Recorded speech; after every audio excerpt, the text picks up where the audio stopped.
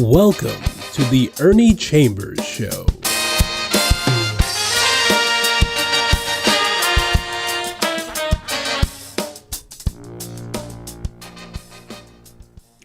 Brothers, sisters, friends, enemies, neutral. I'm back, and by saying that, I mean to where I'm in a very good mood. Kamala Harris, our next president of the United States, has finally taken center stage, and she's showing the kind of job that she can do. People should keep in mind that she was the first woman Attorney General of California. She was the federal prosecutor. Therefore, she knows how to handle convicted felons, which the previous president was, meaning Donald Trump. I'm going to get into some things, though, without going into all of that. I am running for the legislature again. I spent 46 years there. From the first day until the last day of the 46th session, I was very active, and I was not liked. And I don't think things have changed that much. I have a few items I want to touch on that occurred while I was in the legislature. Now, this is too small for you to actually read, but you can see that it is a graphic, computer generated. It shows two pistols pointing at the reader, a picture of Ernie Chambers in the upper right-hand corner as you look at it, in Old English lettering, Holy Swastika something or other of the Ku Klux Klan. And then to the top flight house inn, cotton picker. Herein warns all Ns, queers, commies, Jews, and other mongrels and race traitors. Your days are numbered. This means you. Have a nice day. And it came in an envelope that was mailed from Norfolk, Nebraska. Now, I'm not crazy. I don't have a death wish, but it's difficult for me to run away from a challenge. So what I did was before I go into that, let me read a couple of other things. This article says, threat charge, Omaha's second. An Omaha man was charged Monday for the second time with threatening the life of a president. Assistant U.S. Attorney Robert Kokota said a complaint was filed Monday with U.S. Magistrate Richard Peck charging that Kenneth J. Daniels, 27, of 1926 South 18th Street, threatened President Reagan's life. World Herald files show that Daniels was arrested in October 1979 after allegedly threatening the life of President Carter in a telephone call. He was placed on probation. Daniels allegedly called Bellevue police just after midnight Sunday, and during a 25-minute conversation with dispatcher Gail Little, threatened to kill Reagan and State Senator Ernie Chambers of Omaha. Daniels gave the dispatcher his location, and they went out and they arrested him, and they found no weapon. He was booked on suspicion of making terroristic threats, but was not charged under state law because the threat on Chambers' life was made through a third party, Omaha Police Sergeant William Norman said. However, he was charged by federal authorities under a U.S. law making it illegal to threaten the life of a president under any circumstances. So there was one person who apparently didn't like me for some reason. This article is written about something that happened at the time I was a member of the legislature. Spectator directs slur at Chambers. A spectator in the gallery of the Nebraska legislature shouted a racial slur that was aimed at Senator Ernie Chambers, the state's lone black lawmaker. Chambers was not in the legislative chambers at the time, and he said he was not surprised by the incident. I was in my office. Quote, "It just demonstrates for my colleagues what I've been dealing with ever since I've been in this legislature, and I don't expect it to stop." Chambers said he often receives derogatory or threatening letters and phone calls. Some people even slip such notes under his legislative door, and they tack things on the door. Several lawmakers rose to denounce the remark by the 48-year-old white man who was removed from the gallery and arrested. The man who was observed dancing in the rotunda before the incident was led away in handcuffs and cited for disturbing the peace. Quote, "I think everybody was shocked," unquote, said Senator Chris Beitler. "I don't understand anyone ever shouting down a racial epithet of that nature." That was in the World Herald. Here's what the Lincoln Journal-Star said. A Lincoln man with a history of mental illness shouted a racial epithet from the balcony above the legislative chamber Monday morning. Royce Harper, Jr., 48, shouted out the N-word and Senator Chambers' name from the balcony while senators debated a bill relating to estate trusts on the floor below.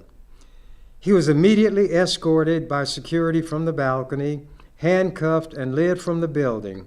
Harper was later charged with disturbing the peace and housed at the Lancaster County Jail, according to State Patrol spokespersons. Chambers, the legislature's only black member, was not in the legislative chamber during the outburst, but other senators on the floor sat in stunned silence. Lincoln Senator Chris Beitler and David Landis, both engaged in a public discussion of the trust bill, spoke of their embarrassment and outrage at the disturbance. Quote, "I'm embarrassed, I'm offended for my colleagues. These kind of inflammatory fighting words are hurtful and offensive," said Landis. Chambers, who learned of the incident when he returned to the floor about 10 minutes later, said the language used did not surprise him as it did many of his white colleagues. "This kind of thing is a shock to white people, either because they don't believe it exists or don't want to believe it exists," said Chambers. "Nothing has really changed.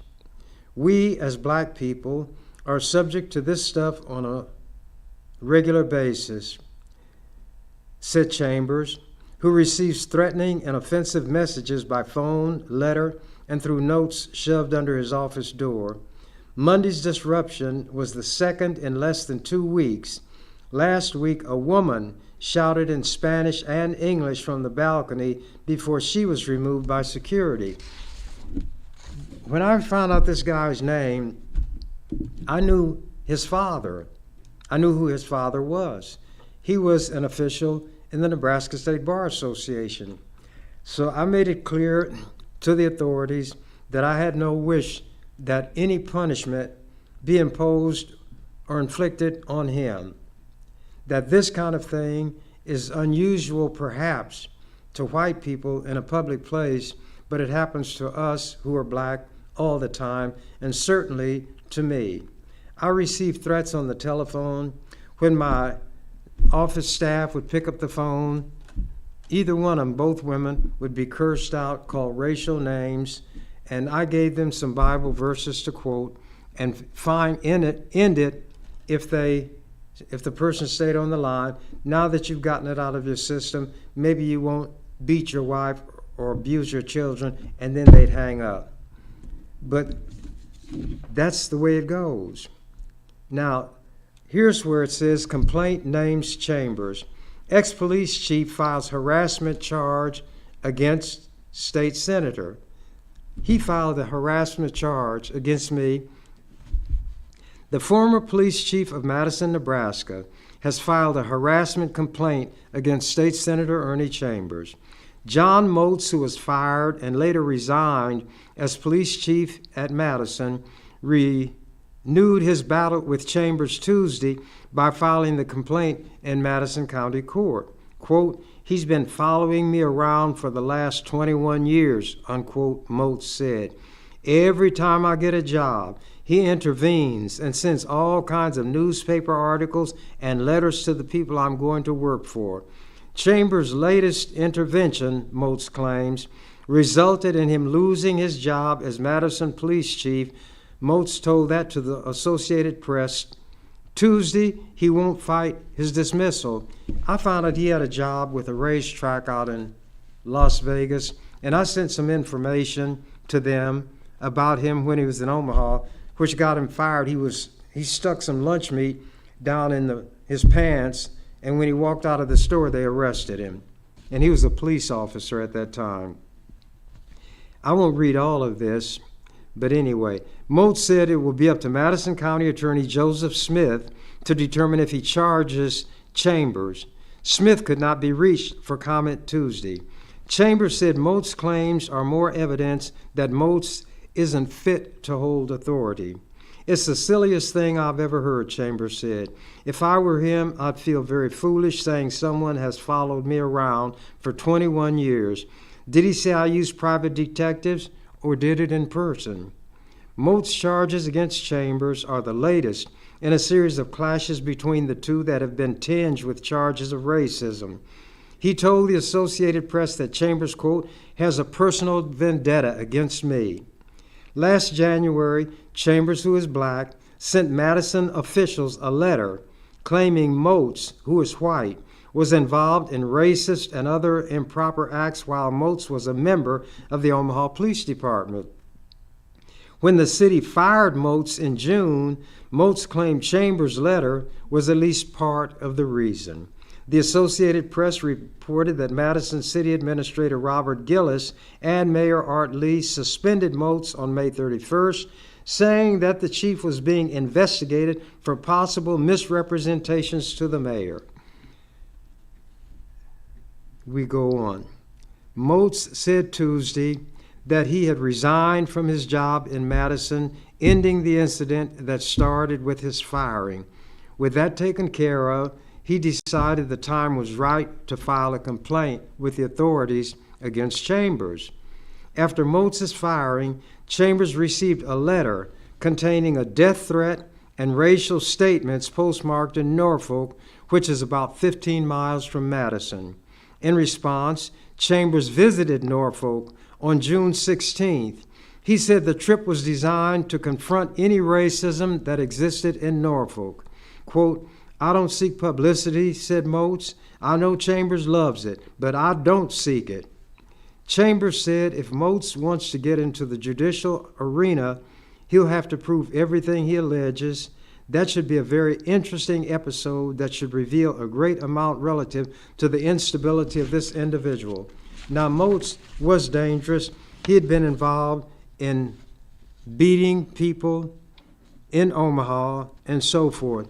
But when that threat came, and it was this that I read was a part of it, in a big manila envelope, and written or scrawled across it was to Nebraska's House Inn.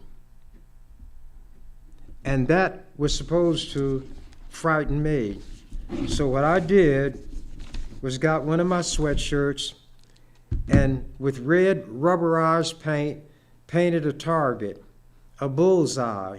And then I announced in the newspaper and the radio in Norfolk and some of the others carried it, that I would be there on a specific date. I was going to give a talk at high noon in a city park. Anybody who had designs on me would have their opportunity if they were serious. And although I'd probably be the only black person there, I would not want an innocent person be harmed because of me. So he would know me by the target. After I finished that talk, I was going to have lunch at one of their top restaurants. I don't eat there, but I went there anyway. Then I gave an interview on a radio station, and everybody in Norfolk knew where that station was. Obviously, nothing happened to me because I've survived. I say again, I'm not crazy. I don't want anything bad to happen to me, but it's not in my nature to run scared. I wouldn't advise anybody to do what I did. So don't do as I do as I say do. And I tell you, don't tempt fate. You don't know how crazy somebody might be who makes a threat of that kind. Now to go on to some other things. I don't just say what I've got to say in Omaha and Nebraska. I've traveled around the country, and this is an example.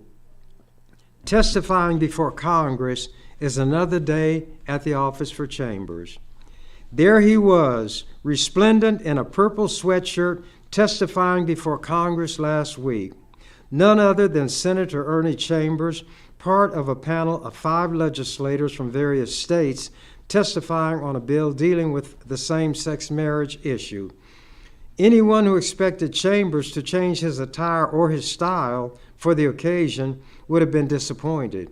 Instead, a subcommittee of the House Judiciary Committee and a C-SPAN audience were treated/subjected to the same Ernie with whom Nebraskans have become so familiar. Chambers started off musing whether the capital H-O-N period that preceded his and other panelists' names on their nameplates meant that they were being called honey. After satisfying himself that the letters stood for the Honorable, he recalled a story about a village character known derisively as Colonel, and naturally he was black. He hadn't been in the military. He wasn't old enough to have been in the last war, and he was too old to be in this one that was going on. He was asked by a judge what that word colonel meant. Well, Judge, it's just like the Honorable in front of your name. It don't mean nothing. Having thus endeared himself to the panel of congressional honorables, Chambers went on to denounce what he considered the dishonorable business under consideration. H.R. 3396 would allow states not to have to recognize same-sex marriages if they were legalized in some of the states, such as Hawaii, where a case is working its way through the courts. I don't believe in that kind of discrimination. I don't believe in speaking behind my hand or out of the shadows. I come forth and I let them know who I am. I was known in Washington, that's why I was invited to speak before Congress. How many other members of the Nebraska legislature can say that? No, not one. No, not one. Continuing. Oh, and by the way, the Supreme Court adopted the position not because of me, but of the one that I took, that if a same-sex marriage was legal in one state, then it had to be recognized as legal anywhere in this state. You can call it the contract clause. A contract legal in one state is legal wherever the person goes. Let me continue.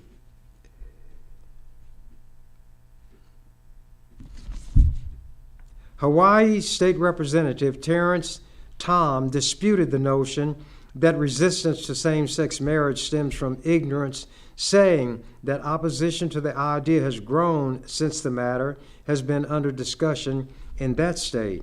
Colorado State Representative Marilyn Musgrave, sponsor of a ban vetoed by Governor Roy Romer, cited threatening phone calls she received to refute the idea that such legislation is a way to score easy political points. Michigan State Representative Deborah Wyman argued that legislation was needed to prevent extremist homosexual groups from achieving by judicial fiat which they could never win by legislation. On the other side, Iowa State Representative Edward Fallon argued that marriage licenses are not a scarce good, and granting them equally to gay couples would not diminish the supply for straights. And then there was Chambers, noting that proponents of restricting marriage to one man and one woman often cite religious grounds. He declared that biblical figures, including David and Solomon, had multiple wives and mistresses. That led Subcommittee Chairman Representative Charles Kennedy of Florida to ask, "Am I to understand you would support polygamy?" Chambers would not go that far. In an interview 2 days after his Wednesday appearance on Capitol Hill, Chambers said his views on gay and lesbian issues have changed considerably in recent years. In 1988, when running for the U.S. Senate on the New Alliance Party ticket, Chambers said he disagreed with the party's support of same-sex marriage. My attitude is far more tolerant than it was in years past, Chambers said Friday. I never knew I would have moved this far in that direction, but I became aware of the viciousness directed against gay and lesbian people, from verbal taunts to murder. I think it has escalated tremendously in the last few years, he added. Given his self-description as the, quote, defender of the downtrodden, unquote, Chambers has added gays and lesbians to his larger constituency. Quote, St. Jude and I collaborate in being the last hope of the hopeless, he added, with his characteristic degree of modesty. And when St. Jude gets in trouble, guess who he calls? Not Ghostbusters, me.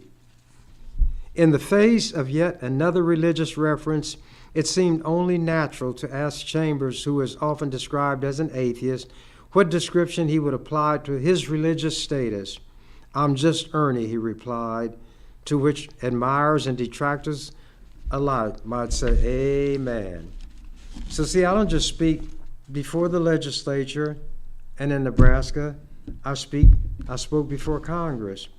I ran Jimmy Carter out of his own White House. I was among some senators invited to the White House to discuss one of those missile proposals. And while Carter was talking, he made a remark about America not being a racist country and on and on. And so when it was over, he asked for questions. So I raised my hand, and he looked around. He said, the man in the blue sweatshirt, which was me, were on the other side of the room. People looked around. They were sure that Carter, the president, wouldn't call on me to speak because Nebraskans who were there were embarrassed by my presence.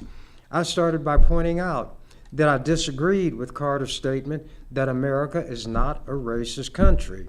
Racism is everywhere. And furthermore, why did you fire Andrew Young as ambassador to the UN when a guy named Wolf had talked to Yasser Arafat of the PLO?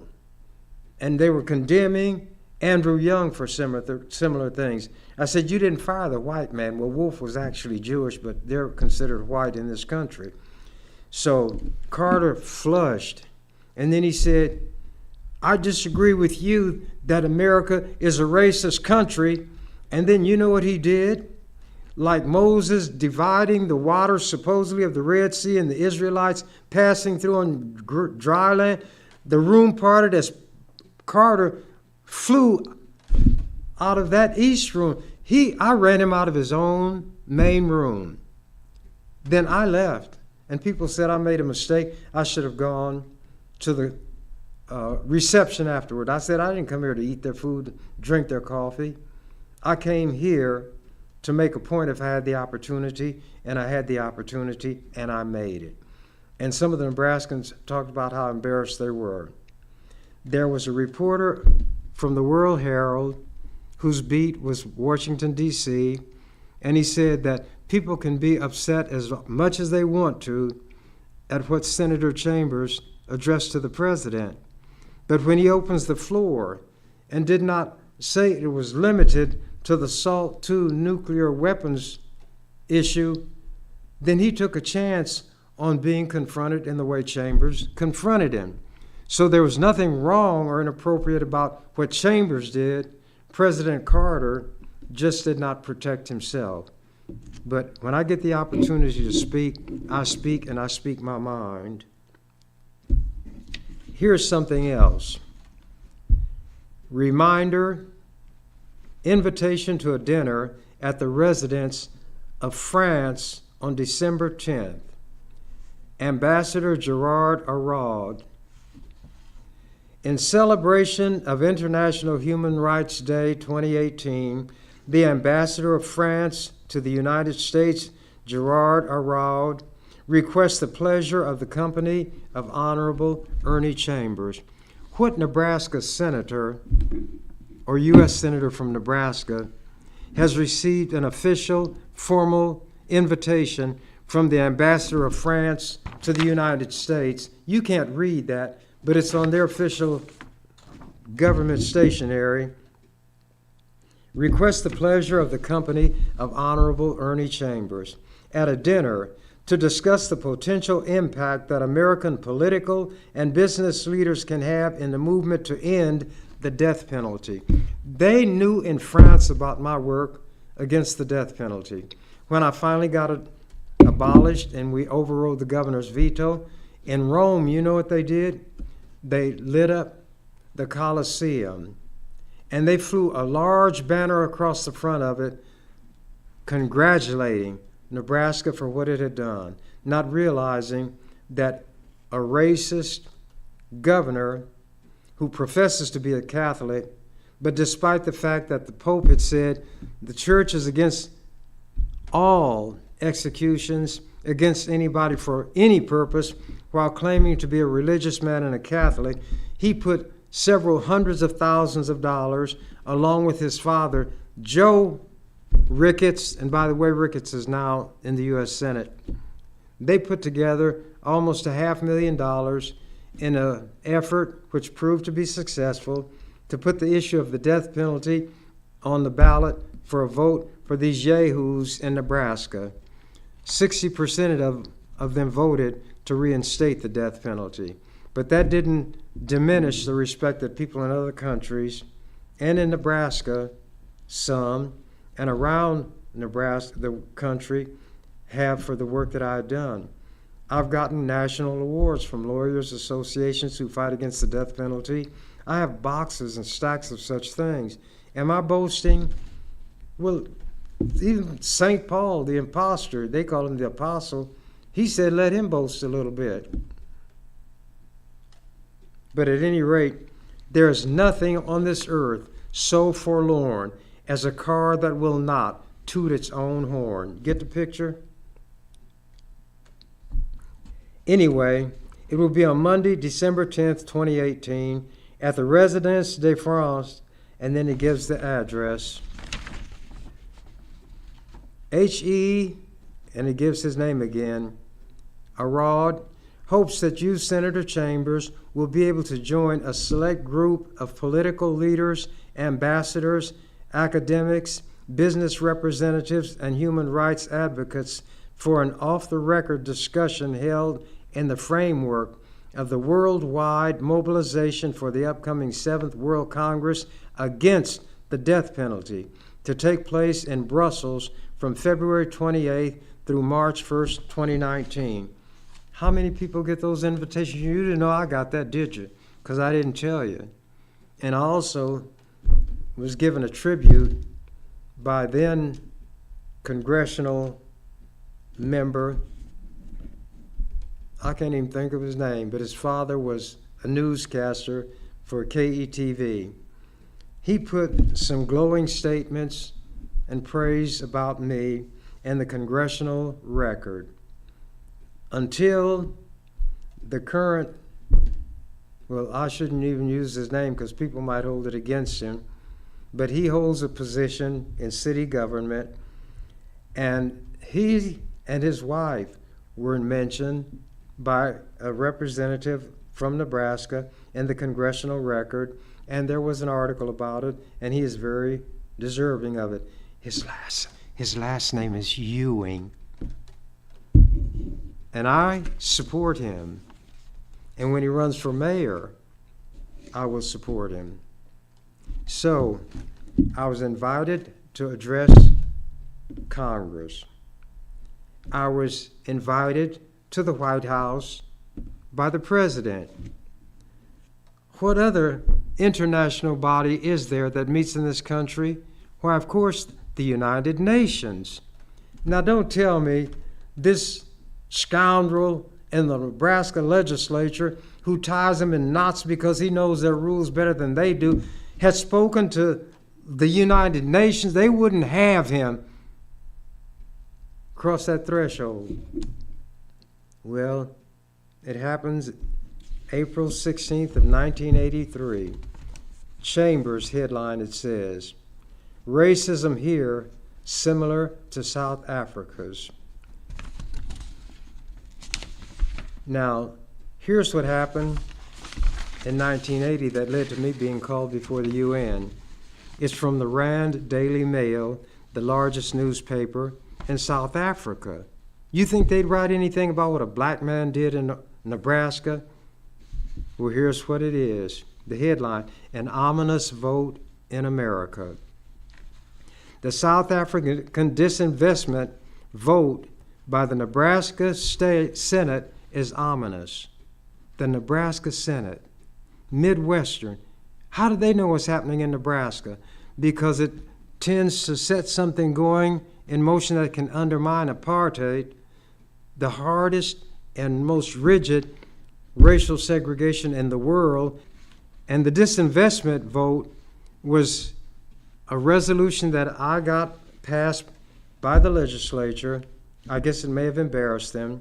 I described apartheid. Then when the government killed a number of black students, Sharpsville, because they were demonstrating against racism, the horrible conditions under which the vast majority of people in South Africa lived. 80% of them were black.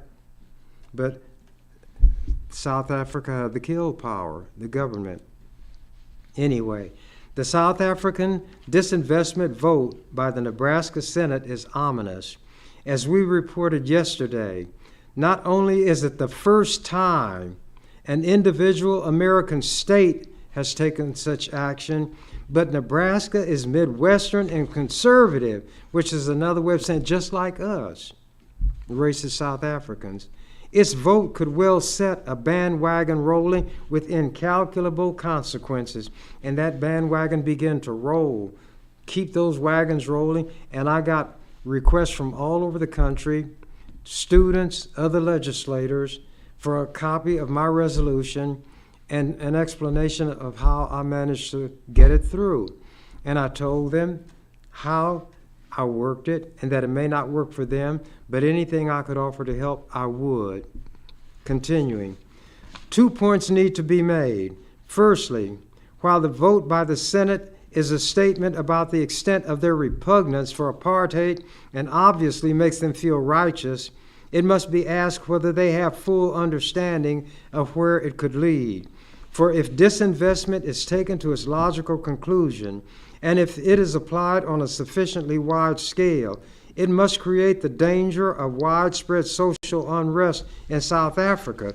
Well, they mean unrest toward white people. Black people were slaughtered all the day long. They had to carry passes to walk down the streets out of their Bantustan. These racists are the most arrogant people. Continuing.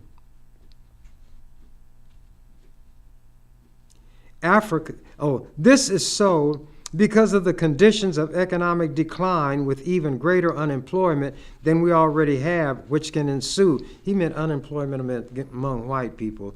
And they sold Krugerrands, gold coins. And they said every Krugerrand purchased by an American interest is the purchase of another brick in the wall of apartheid. Continuing.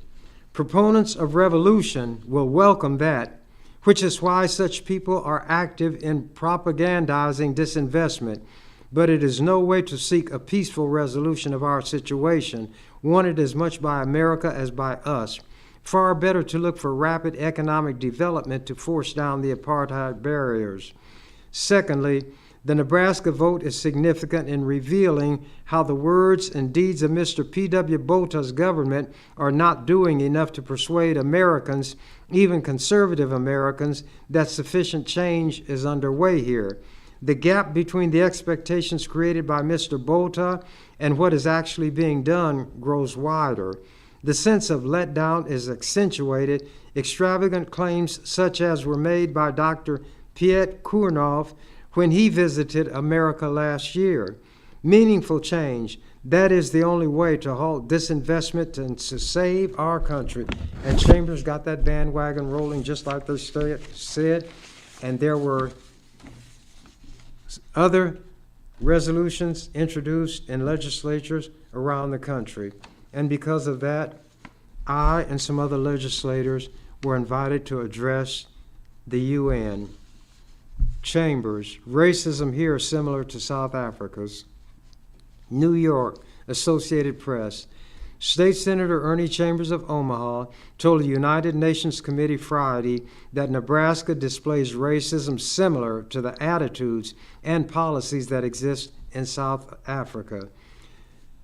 Chambers was one of 18 U.S. state legislators who addressed a UN Special Committee against Apartheid, South Africa's race separation policy. Many of the legislators are involved in legislative efforts to prevent state money from being invested in firms that do business in South Africa. 16 of the state lawmakers, including Chambers, are black. Wearing the gray sweatshirt that has become his trademark, Chambers said Nebraska is Midwestern, predominantly white, agricultural, very conservative, and in some ways manifests a racism similar to that found in the Republic of South Africa. And we were in this huge room, and there were delegates from all over the world there. And they had these headphones, and our words were translated into their language based on who had the headphones on. And almost in unison, they turned around because we were on a raised podium at the back of that large room with microphones, and they all turned back to see who in the world is speaking like that in America, and more than that, holds a political office. When they saw it was a black man, I can imagine. I think those who represented non-white countries were pleasantly surprised.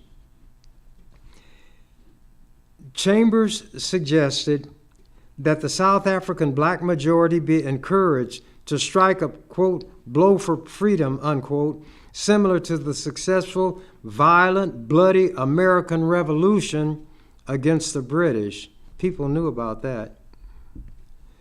Such African racism and apartheid exist for the same reason as did slavery in America, he said.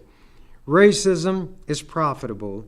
You create a pool of labor that need not be paid adequately in order that those who feel themselves to be dominant as a race, favored by God, can live high off the hog. Chambers noted the bill he introduced in Nebraska legislature to keep state money out of businesses involved with South Africa. The South African Consul General used a special tactic against such disinvestment bills in some states, he said. Chambers said the Consul General, this is the guy representing South Africa who had an office, diplomatic office in Chicago. Chambers said the Consul General offered to fly to Nebraska to appear before the committee hearing his Chambers bill. When the committee did not take up the offer, the senator said, the Consul General invited the committee members to come to South Africa and see, quote, the great progress that is being made under this apartheid system, unquote. Chambers said he wrote the Consul General that he thought the invitation was very good, but before accepting it, Chambers wanted assurances that if he came to South Africa, he could go where he pleased, talk to whomever he pleased, and use tape recorders and cameras free of censorship. The word came back to Nebraska that if anybody did visit that country, I was not one of the ones they would like to come there. So apparently, the first-hand view that they wanted given would be a first-hand view of only those selected things that the government of South Africa chose to display, Chambers said. Now I think divestment is good, but not just to take money from that racist government. The main purpose has to be to give encouragement to those oppressed people within that country who are willing to use any means necessary to speed their freedom. And 80% of the population in that racist country was black. Here's something that was written when I gave a talk before a meeting of editors all over the state. I must hurry right along. For all his professed atheism, other people call me that because I don't believe like them, Ernie Chambers is a pretty good preacher. Chambers is, of course, the only black member of Nebraska's legislature. Oh, and this is by Doug Barber. He is the editor of one of the newspapers, and he's an official in this group of editors. He's the man Nebraska, let me go back. By his own proud estimation, he is vilified, ridiculed, and excoriated more than anyone else in Nebraska. He's the man Nebraskans love to hate. It's an image he has cultivated for more than 2 decades and a role he seems to relish. A doggedly stubborn voice for the underprivileged, the meek, the weak, the unjustly accused. A gifted legislator who loves to twist rules and issues to his own advantage and who will take every opportunity to undermine ideas he opposes. But even his most ardent opponents must give Chambers grudging respect for being an eloquent speaker and for his knowledge of both the intricate workings of the legislature and the issues that face Nebraska. I don't always agree with Chambers' views or tactics, but I have always admired him for his audacity, his intelligence, and for his respect of the power of language. He is extremely well read and is a master communicator, whether he's speaking to kids in his North Omaha district or to a gathering of newspaper people from all over Nebraska. Last weekend at the Nebraska Press Association convention, Chambers chastised, ridiculed, bullied, tried to shock, and ultimately enlightened a breakfast gathering of these editors. The crowd was, as near as I could tell, all white and predominantly small town.